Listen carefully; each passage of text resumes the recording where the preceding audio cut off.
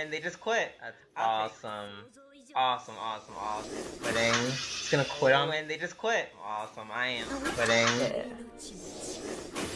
Yeah. That was fun. That was fun. Hey guys, this is Drew, and it is it is that time again. New expansion, Altersphere, has come out, and as usual, I waited till last minute to discuss these cards, but it's okay, guys, because I'm just gonna go through them real quick and tell you which cards are good and which cards are not, or at least give you my prediction. Oh my god, car, relax. Oh my god, I think that was a police, like a car chase? Anyways, I'm just gonna read the second paragraph just to give you guys an idea of what the theme of this expansion is. An invader from another plane has entered the Shadowverse world, bending dimensions and causing familiar faces to take unfamiliar forms. Although they remain vestiges of their old selves, these morphed heroes will clash with unexpected powers and class allegiances. Welcome to the new reality. I'm sorry. As always, I'm extremely tired as I do this because it's like, well, it's actually pretty late in the morning. It's about to be noon, but I stayed up really late last night. Also, I didn't know that the expansion is coming out today, so YOLO or yeet. First up, we have Swordcraft, the new forest legendary Carbunkle Immortal Jewel. It's a 4/2/2 with accelerate 2. Draw a card and put a Carbunkle I keep calling it Carbunkle Spunkle. I know that sounds really gross, but it's a Carbunkle Sparkle into your deck. And if you play it normally, you put 4 of these sparkles into your deck.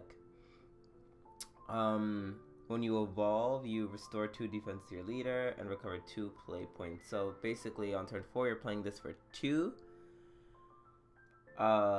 Which I think is really good. This card is one of the cards that Forest needs, like, badly. Like, me and Oni were just talking about how, like, Forest needs so much help. It needs so much help, and it really does. But yeah, let's look at what Carbunkle Sparkle does. That was weird. Carbunkle Sparkle, it's 1-drop play point spell, restore 1 defense to your leader, recover 1 evolution point, and draw a card. So that's broken. That card's absolutely insane. And accelerate is very good as well because you get a Carbunkle Sparkle into your deck as well. One way they can make this more broken is they put it in your hand, but then this card will be just busted. So yeah, this is a good card. Can't wait to use it. Definitely gonna make copies of it. It's sooner or later. Next, we have the Forest Oracle Pascal. I don't know how to say her last name. Basically, she's a legendary from Ruincraft, I believe. She was in Ruincraft. At the end of your turn, if at least 4 cards are played this turn, double all other allied followers attack and defense, then remove this effect. So very similar to the Ruincraft legendary. Late game, I think she's really powerful, but other than that, like, if you just play her on turn 6, she kind of doesn't really do anything except get wrecked. So it's an okay card, not nearly as strong as Carbunkle, but it's good all the same. Set us the Beast Blade. So 3/7 with Ward. At the end of your turn, if an ally follower is destroyed this turn, put a Righteous Evocation into your hand. 5/3/7, that's really high. Like, that's really high defense stats, and as Ward, that's crazy. This seems really good. Righteous Evocation, deal 3 damage to an enemy follower. that at least 2 other cards would play this turn. Restore 3 defense to your leader. So yeah, that's pretty good. Really good card.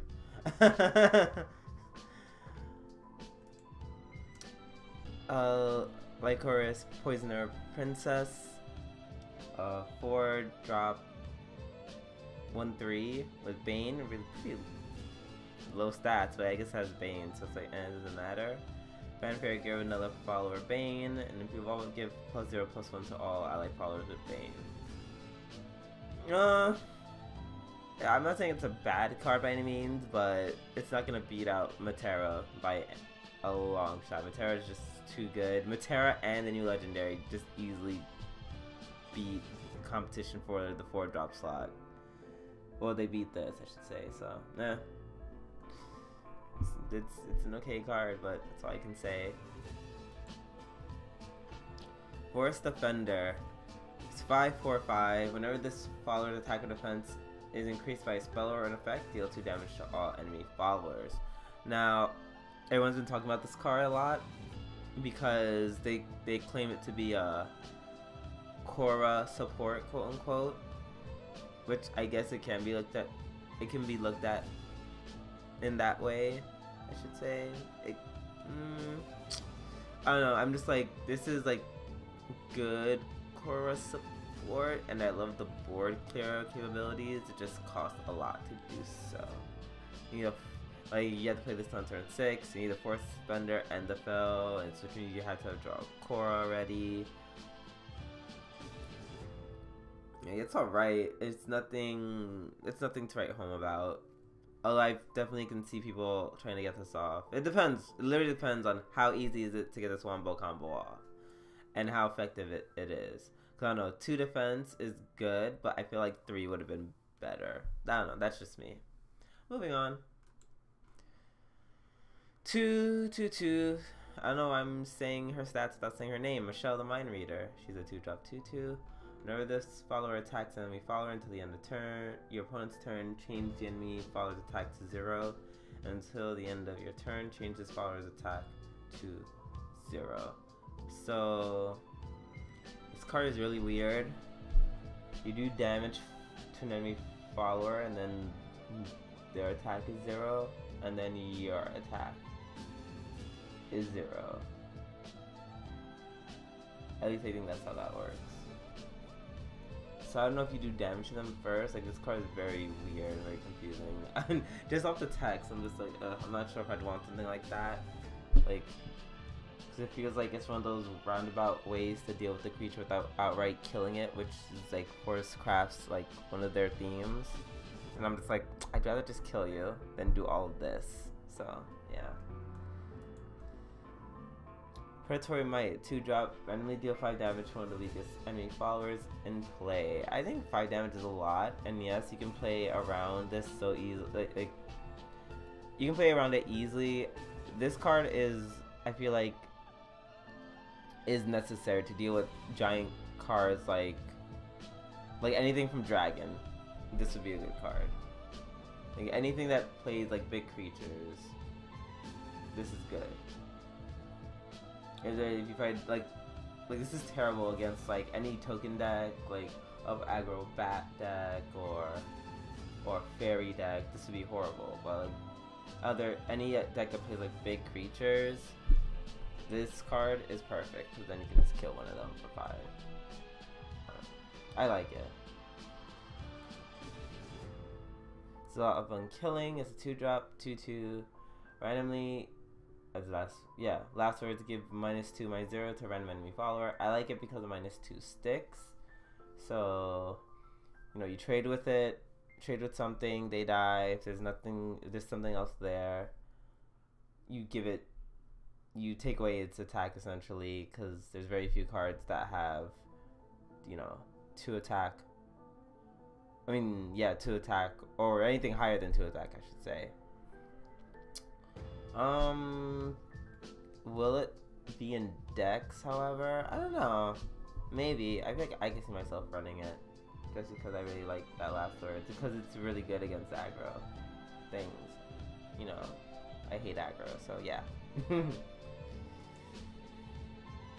Dark Insane Elf is a 4-1. With Rush. And whenever it attacks, you get a fairy into your hand. This is really good just to kill anything that's big. Literally, anything that's just big, you can just kill it. Which is cool. Like, 4-1, that's such a really, that's a very high stat. It's just not meant to live. It's just meant to kill something.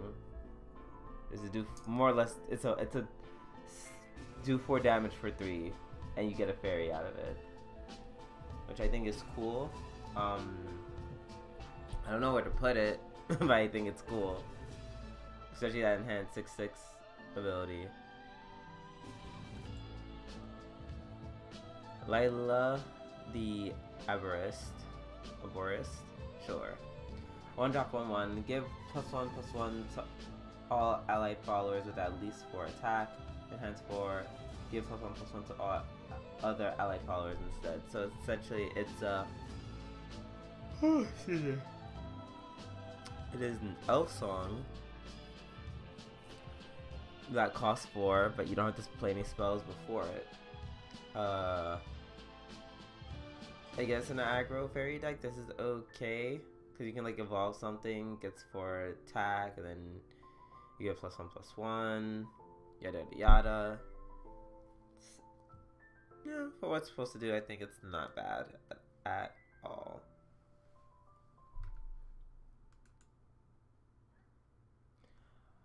Next we have Ward of Unkilling.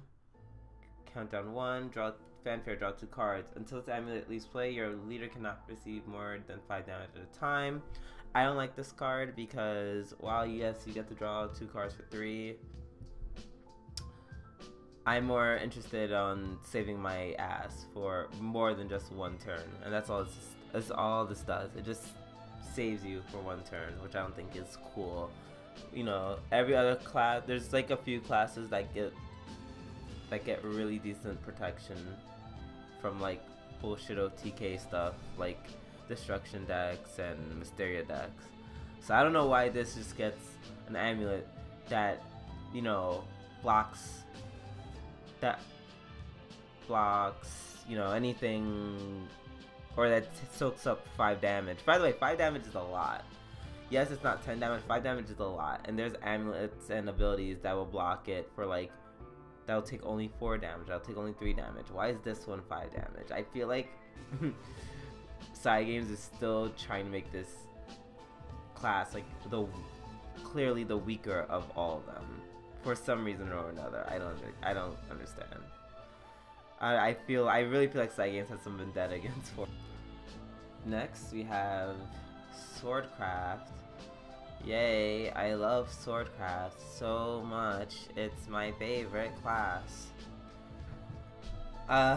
Let's start with the new legendary Blazing Lion Admiral. It's a 7-drop 4/5 with Rush. And it has Invocation at the start of your turn. If 15 or more allied followers have been destroyed during this match, put this card from your deck into play. Whenever this follower attacks, give all allied followers +1/+1. So yeah, kind of scary if you get that off. And I feel like it's not that hard, considering all you have to do is literally just spam a bunch of cards that give you more cards on the field, like Monica. Wait, does Monica exist? I think that's rotated out. I think Monica's rotated out, I think. But like Frontline Cavalier, Oathless Knight, etc, etc. There's like a bunch of them. I can go on and on. And then when you start doing Invocation, I think when you start getting the Invocation off, that's when this card gets nuts, because then you can just like flood your board. Like, I don't know, play like the Dragon Knights, for example, and then you get this guy out, and then you have to deal all 3 of those, like all three of these threats. Yeah, this is kind of scary. I don't like this at all. It's a good card for late games specifically. Next. Aether of the Warrior Wing. Randomly put one of the highest cost Swordcraft followers that cost X play points or less from your deck into your hand. X equals the total number of play point orbs plus 1.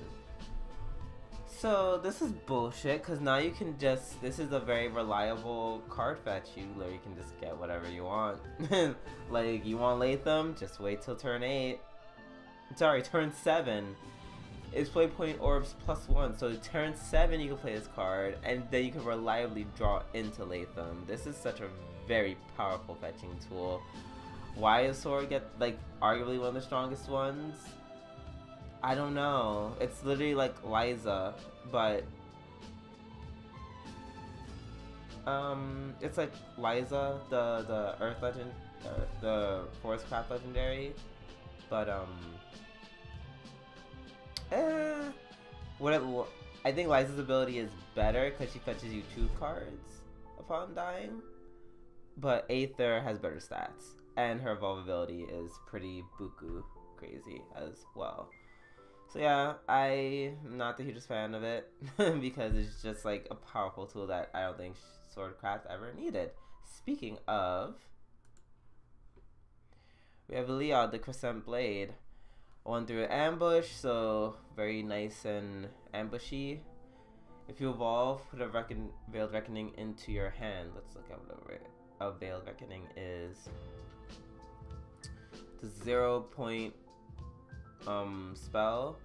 Ping your enemy for 1 and put an assassin into your hand. An assassin is, I think it's a 2-drop 2/1 that gives a commander ambush, or I think it has ambush if there's a commander on the field.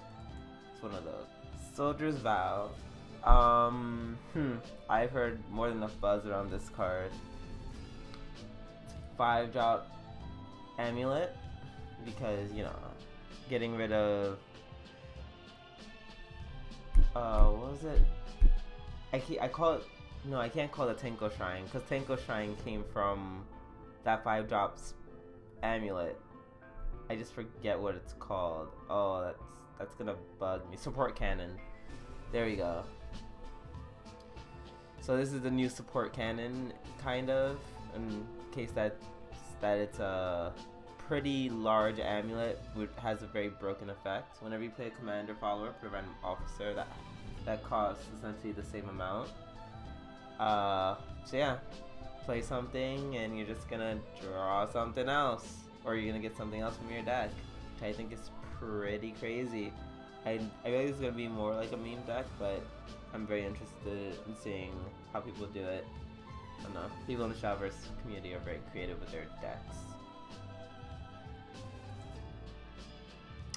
Madeline Centaur. Fanfare. Deal 1 damage to a random enemy follower 4 times. If this card's discarded, deal 1 damage to a random enemy follower. Yeah, I don't like that it just pings something 4 times. I'm like, can you not be Cassiopeia in a not Cassiopeia craft deck, please? Like, that's Forest's thing, which is rotating out, by the way, so rip Forest. But yeah, so not a huge fan of the card. It's not even, I think, the forward pinging something for 4 is a good thing, because at this point in the game, it's like, it's whatever. It's just like, I don't think this belongs in Swordcraft, and I'm not a huge fan of that design. I think that this card effect is also very weak, so not a huge fan. Delmas Una, the arms dealer. 2/3, discard a card from your hand, put a random spell or amulet from your deck into your hand. Excuse me. This could be really good for the Soldier's Vow amulet. You want to pull that one reliably. Oh, I love the evolution arc. I love how her hands change and she has like that one eye open. Oh, it's very, very nice. But yeah, it's very good for getting a spell or an amulet. So if you're trying to do that, be cheeky with Soldier's Vow. I think this card makes drawing the said amulet very consistent. Dance of Usurpation. Deal 2 damage to all enemy followers, and then you get 2 of the following cards into your hand. All the gilded cards essentially. How do I feel about this? I'm like, if this was a Ruincraft card, this would be amazing. But this is like, I don't know. I don't know why Sword is starting to get more spell card friendly. I guess trying to even out the amounts of followers, but see with Swordcraft, my thing is, like it's supposed to be followers, so I think this card is actually a lot weaker because you just, yes, you clear the board, but you don't put anything on the board yourself. You just get more spells in your hand. So I'm not the hugest fan of this card. It's good, and I just don't think it works well in Swordcraft. I think there's other cards / followers that you'd want to put over this. I will say, however, this might be really good in a Take 2 or in Majera Bane deck, like a Highlander deck. War Dog is a 3/3/3, enhance 6, ping something for 3.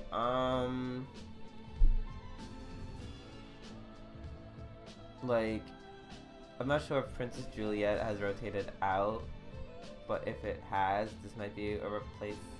Well, I'm not saying it's as good as her. I know if people in like themes for aggro deck, the High Sea Hero is a card that comes to mind for most people. I don't know. But at turn 6, burning the enemy leader for 3 might be the difference between winning or losing. I don't know. I don't really care too much for this card, to be honest. It's okay. Like it's a good bronze card.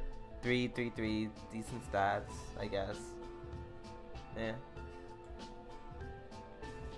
Zealot of Usurpation, 4/3/3 rush. Whenever this follower attacks, randomly put one of the following cards into your hand, the gilded whatevers. Oh my god, first of all, look at his eyes. That's creepy as hell. 4/3/3 rush, so like that's cute. You can trade without spending evolution point. However, there are, once again, it's a 4-drop. And there's lots of competition for the 4-drop, and I still think the Frontline Cavalier is still in the lead. What you should play on turn 4. Either that or the knight that's the 4/3/3 one that summons the knight whenever it attacks. That chick, I think she would be better to play over this. Honestly, I feel like Usurpation needs a little bit more love in order for it to be good. I don't know, I'm just saying. That's just me. 2/2/2. I keep doing that. Ernesto, the Magic Dealer. She's a 2-drop 2/2. Fanfare, discard a card from your hand and draw a card. So, I guess, I don't know. I guess they're doing a discard. They're doing the whole discard angle, which was Dragon's thing. So, I don't know why it's not still Dragon's thing. I don't know why they're moving it to Sword, but here it is. Okay, I guess this is a card. I have nothing really much to say about it. 2-drop. 2-drop. Godson Strike is a 2-drop spell. It gives +0/+1 rush and Bane to an allied officer. Wow, that's a lot. That's a lot to give to an officer. Good. Just do I see it being used? No. And last but certainly not least, at least for this video, we have Ruincraft.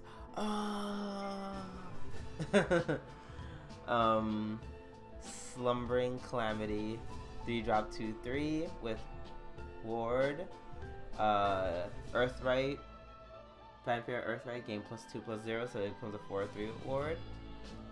And then Fanfare, enhance 8, deal X damage to all enemies, X equals his follower's attack. So it does 4 damage to everyone on turn 8.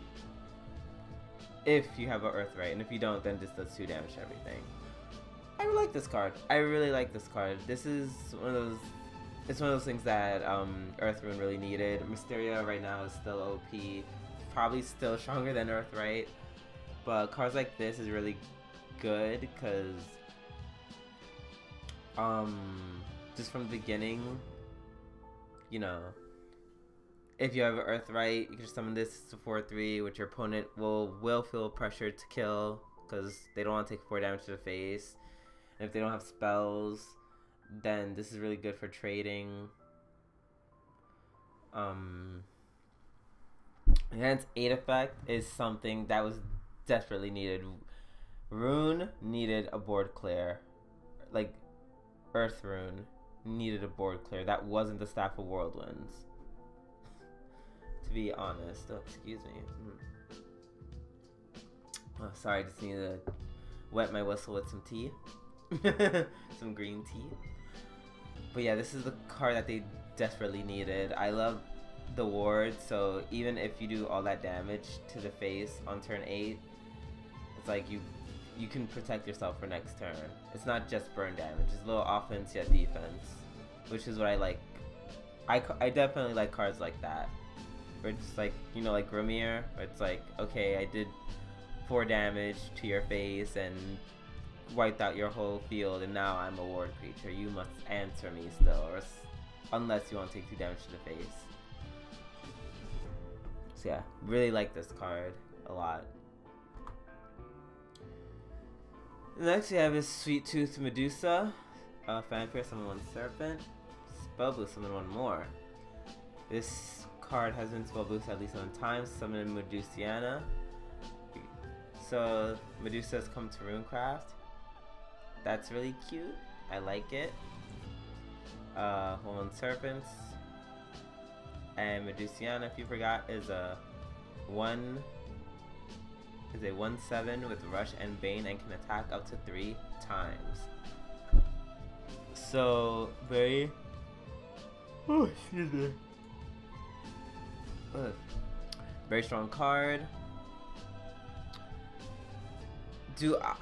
My problem with it is the fact that I feel like people are going to be leaning more towards making the Prophetess of Creation spell boost playstyle, and they're not going to be using this as much because it's Truth Education, which is a really good card. Like, if I were to use this in a deck, I'd run like 1. I'd run 1. Just 1 of her. Just for like the lulz essentially. I don't know. She's cute. I like the card design. I like, in general, I think it's fun. I think it's fine. Just not as strong for like Ruincraft. Not really. We have Eleanor the Cosmic Flower, 3-drop D3. Fanfare, if there's a card in your hand that has been spell boosted fewer than 3 times, spell boost that card until it has been spell boosted a total of 3 times. So that's really cool, considering that the owl is now no longer with us. And when you evolve, put a Splendid Condrey into your hand. Splendid Condrey is a 1 play point spell that deals 3 damage to enemy follower, and you can spell boost it to do more. So it's a way stronger spell boost. It's a way stronger Wind Blast. Excuse me. Oops. So yeah, all in all, I think this card is very good. This is definitely a good replacement for the owl. And in some cases, it can potentially spell boost more than the owl. So yeah. And it has full evolution stats. In my mind, I think of she reminds me of a slightly more expensive of that old mage whose name I forget. But yeah, she's really good, really good. Next up, we have the Edict of Truce, 7 play point spell. Draw cards until there are 9 cards in your hand. If this card has been spell boosted at least 9 times, recover 7 play points.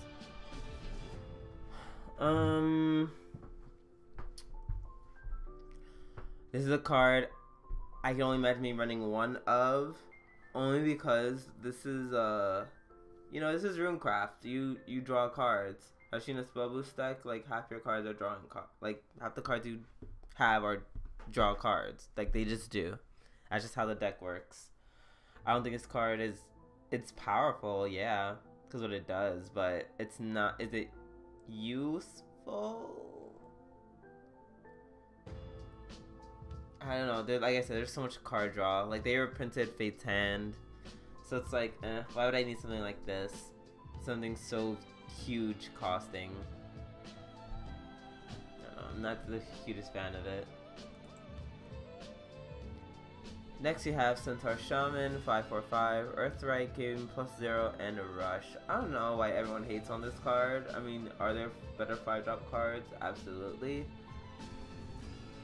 But I know, I think this is like a cute one that gets you a little bit of defense, yada yada. I like the fact that they're like trying to like make cards that aren't so like reliant on, or trying to make an archetype that isn't so like reliant on like spells. It's just like, oh, you could just do Earthright and like a spell here or there.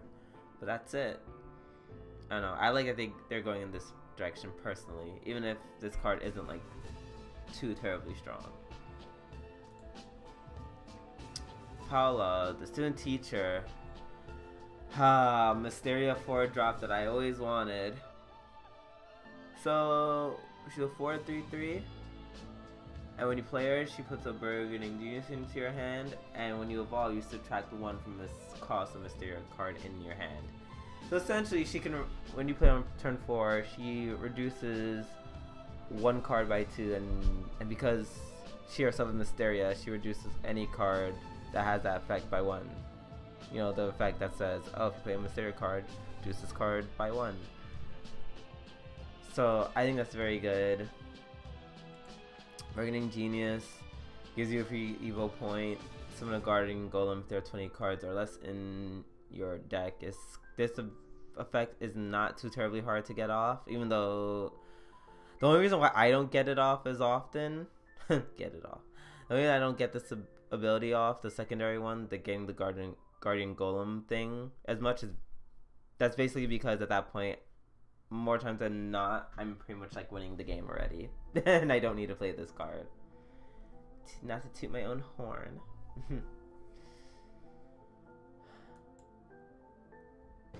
Next up, we have Verdict Discovery. Summon a Clay Golem. Give +1/+0 to all Clay Golems. Earthright, put a Verdict Ritual into your hand. I like this card. Yeah, cause like you play basically for a 3-drop, you get 3/2 Golem. I don't see the problem with that at all. And if you have an Earthright, you get to put more stuff into it. I'm not sure. Is Carl rotating out? The guy who gives you a free Earth Sigil and heals you. Is he rotating out? Because if he's rotating out, I think this would make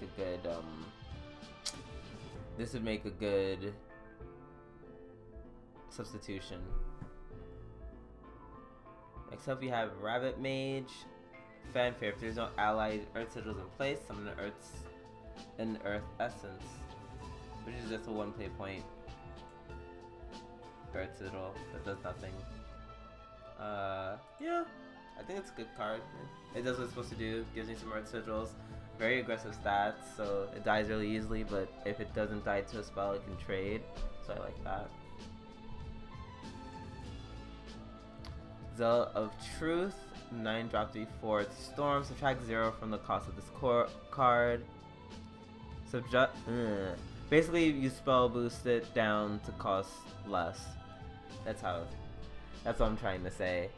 So very much like that 6-drop 2/2 guy who has the same ability, except this one costs more. This is a 9-drop. It's a 3/5.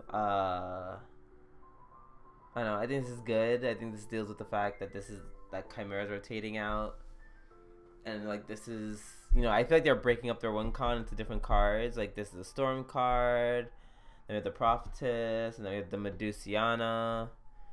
Very interesting direction. I might try running this and see if a spell boost version of this works. We have Tikal, the mysterious spell nerd. 3/3/2. Gets you a last words, put Mysterio circle into your hand. Last words, put Mysterio right into your hand if you evolve her. I would say she's great, but her stats remain at a 3/2 when she evolves, so that she can be easily banished. So I'm not the hugest fan of her. Witch Snap. It's a 2-drop spell. Deal 3 to an enemy follower, put Earth Essence into your hand. Literally perfect. Actually perfect. It doesn't need to do any more. Great 2-drop card. Oh, that's it. Okay, so that's the end of part 1 of my reviews.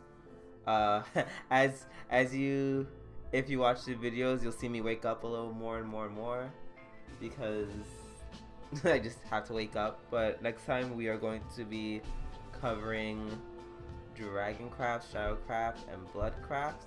And yeah, thank you guys so much for watching. I'm not gonna bother with the outro only because I have 2 more of these videos to make. So I'm just gonna thank you guys so much for watching once again, and I'll see you in the next video. Until then, bye.